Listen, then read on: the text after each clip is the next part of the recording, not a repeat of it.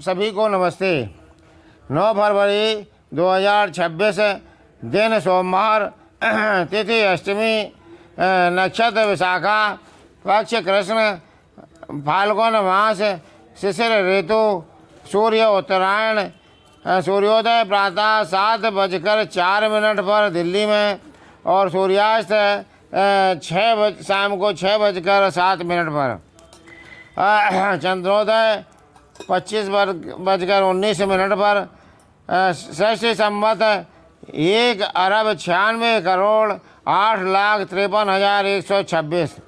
कलयुगाब्द 5,126। विक्रम संवत 2082। शक संवत 1947। दयानंदाब्द 201। आज एक विषय पर चर्चा करते हैं।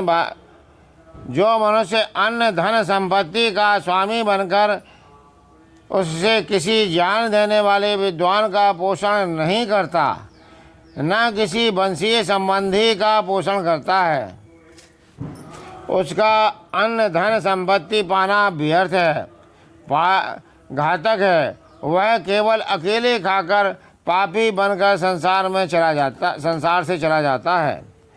वेद में परिवार में सुख से रहने और अन्य सदस्यों को सुखी रखने का उपाय बताया है। जो मनुष्य अपने आप अकेला खाता है वह पाप ही खाता है।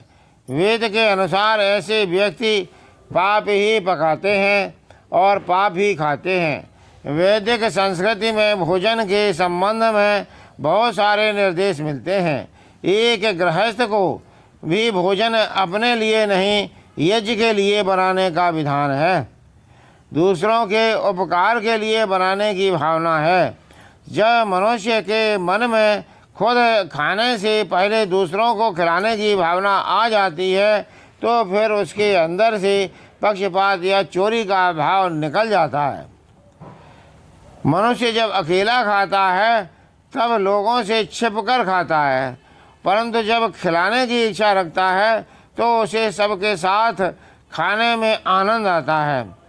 जब मनुष्य के मन में दूसरों को खिलाकर खाने की भावना आ जाती है तो फिर उसके अंदर से पक्षपात या चोरी का भाव है। एक ही झूठे पात्र में खाना स्वास्थ्य के लिए हितकर नहीं होता। कुछ लोगों का यह मानना है कि एक दूसरे का झूठा भोजन करने से आपस में प्रेम बढ़ता है।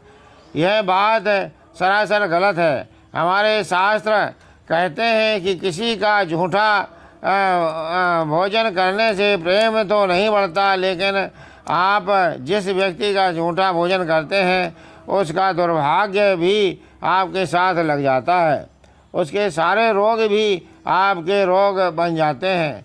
वैज्ञानिक तथ्य है, झूठा भोजन करने से संक्रामक रोग फैलने की आशंका रहती है, क्योंकि सभी लोगों के भोजन करने का तरीका अलग अलग होता है। बहुत व्यक्ति हैं जो बिना हाथ पैर धोए ही भोजन करने बैठ जाते हैं, जिससे विभिन्न रोग फैलते हैं। शास्त्र कहते हैं भोजन सौहार्द और प्रीति का प्रतीक होता है, इसलिए भोजन में कोई भी दूषित पदार्थ मांसाहार ना हो।